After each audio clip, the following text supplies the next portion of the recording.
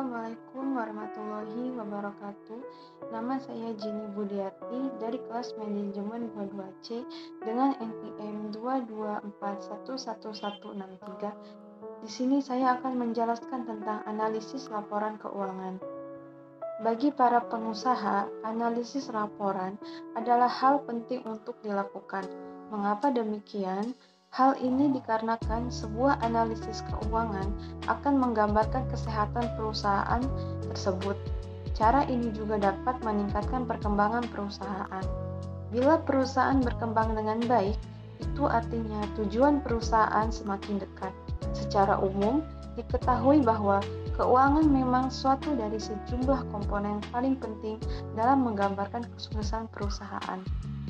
Kesuksesan dapat diukur dari seberapa sehat kondisi keuangannya, serta bagaimana laju pencapaian laba dan stabilitas di dalamnya. Maka, laporan keuangan sangat dibutuhkan untuk mengelola kesehatan perusahaan. Pengertian laporan keuangan. Laporan keuangan sendiri menjadi bagian dari proses pelaporan keuangan.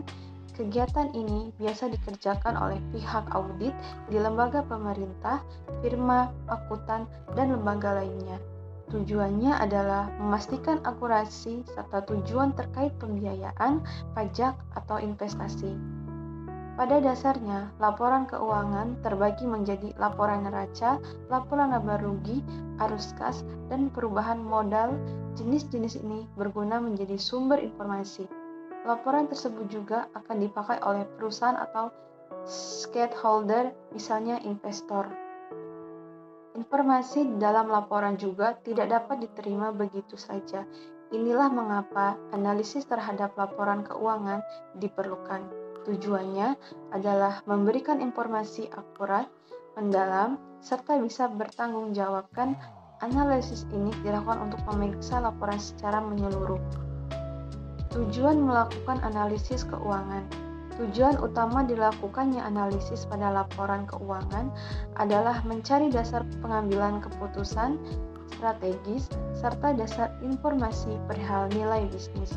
Namun, ada beberapa tujuan yang lebih penting mengapa analisis ini penting, di antaranya adalah sebagai berikut. Tujuan analisis memahami potensi perusahaan untuk melunasi utang dan bunga, baik jangka panjang atau jangka pendek. Memahami potensi perusahaan dalam memanfaatkan aset untuk menghasilkan keuntungan. Mengetahui perubahan dalam posisi keuangan di suatu periode. Memproyeksikan seperti apa bisnis yang berjalan di periode selanjutnya.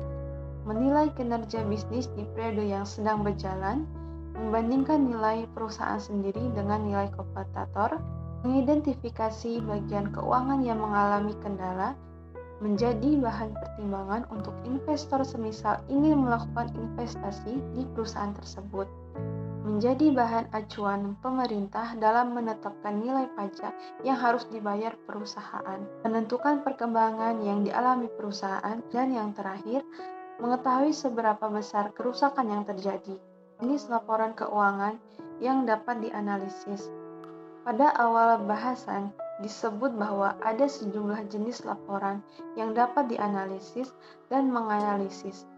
Pihak akuntan atau pemilik perusahaan harus menggunakan metode beberapa pada laporan keuangan berbeda. Sebelum itu, apa saja jenis laporan keuangan yang bisa dianalisis? 1. Neraca. Di bidang akuntansi, neraca merupakan laporan keuangan perusahaan di mana di dalamnya adalah informasi aset, kewajiban pembayaran ke pihak terkait mengenai operasional, serta modal di periode tertentu. Komponen yang ada di dalam neraca adalah data histori aktiva. Data histori tersebut berisi mengenai semua sumber modal atau keuangan, baik dari pemegang modal atau utang kewajiban. Neraca bisa disusun menjadi dua format, yakni T-Strukto dan bentuk laporan stapel. 2. Laporan laba rugi. Laporan ini akan memperlihatkan situasi finansial perusahaan, apakah sedang dalam kondisi rugi atau untung. Biasanya ada banyak catatan kerugian dan keuntungan perusahaan di dalam laporan ini.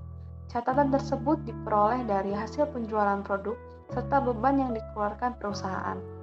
Laporan ini umumnya dibuat di akhir periode perhitungan akuntansi atau akhir tahun. Laporan laba rugi juga dapat memudahkan investor saat mempelajari dan memahami kinerja suatu perusahaan. Format laporan ini ada dua, yakni bentuk langsung, single step, serta bentuk bertahap, multi-step. Bentuk langsung artinya semua kategori pendapatan serta beban dihitung sekaligus, lalu diperoleh nominal laba atau rugi. Sementara pada bentuk bertahap harus dilakukan pengelompokan terlebih dahulu terhadap kategori pendapatan serta beban. 3. Laporan perubahan posisi keuangan atau arus kas. Laporan ini akan memperlihatkan akuntan atau manajer seperti kas perusahaan dipakai selama ini. Ini berarti manajer bisa memantau semua sumber serta bagaimana penggunaan data perusahaan. Laporan ini termasuk krusial dalam analisis laporan keuangan karena adanya arus kas bisnis. Disebut juga sebagai laporan arus kas. Di dalamnya terbagi 3 kegiatan utama. Di antaranya adalah aktivitas pendanaan, operasi, dan investasi. 4. Laporan perubahan modal. Laporan perubahan modal akan menunjukkan penurunan atau peningkatan modal bersih di suatu periode. Pembuatan laporan ini memerlukan laporan laba rugi. Ini disebabkan karena akuntan harus memperhatikan nominal modal pada akhir periode sesudah dikurangi rugi atau laba perusahaan. Metode analisis laporan keuangan. Dalam menganalisis laporan keuangan, tentu ada beberapa metode yang dapat digunakan. Secara garis besar, ada 2 metode dalam menganalisis. Metode pertama adalah metode horizontal, sementara metode berikutnya adalah metode vertikal. 1. Analisis horizontal. Metode analisis horizontal merupakan metode dengan melakukan perbandingan setiap pos yang sama dalam laporan keuangan dengan periode berbeda. Biasanya, perbandingan yang akan dianalisis berdasarkan 2 atau 3 periode lebih awal. Metode ini juga kerap diaplikasikan dengan membandingkan persentase kenaikan dan penurunan pos-pos keuangan dari periode yang sedang dibandingkan. Dengan demikian, metode ini kerap disebut metode dinamis. Di samping metode analisis laporan keuangan di atas, ada sejumlah metode lain yang diterapkan dalam analisis horizontal ini. Di antaranya adalah sebagai berikut. A. Analisis tren atau indeks. Analisis ini digunakan untuk melihat kecenderungan dalam posisi keuangan, disebut juga sebagai analisis time series. Jenis ini dapat membantu manajer dalam memutuskan bentuk kinerja perusahaan dari periode ke periode. Analisis ini akan digambarkan dalam persentase dan indeks. Gambaran indeks dilakukan jika analisis membandingkan laporan lebih dari 2 periode. Analisis ini juga diambil dari data historis laporan keuangan serta data perkiraan performa atau rencana perusahaan di masa depan. B. Analisis sumber daya modal kerja. Teknik analisis laporan keuangan ini umum dipakai bila ingin mencapai sumber serta alokasi modal perusahaan, sekaligus faktor yang memberikan pengaruh saat terdapat perubahan. C. Analisis perubahan laba kotor. Metode ini digunakan ketika perusahaan ingin mencari tahu faktor penyebab dalam perubahan laba kotor dari periode ke periode lain. D. Analisis sumber dan penggunaan kas.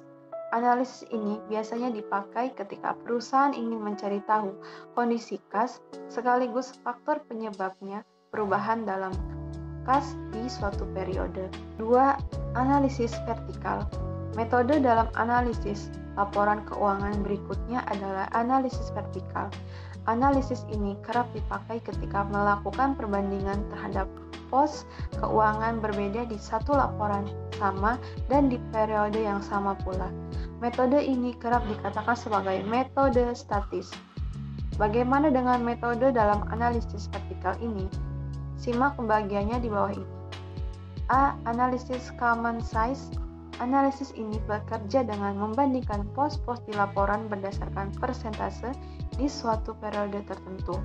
Laporan yang akan dianalisis umumnya ialah laporan neraca dan laporan laba rugi. Biasanya, laporan laba rugi akan digambarkan dengan persentase.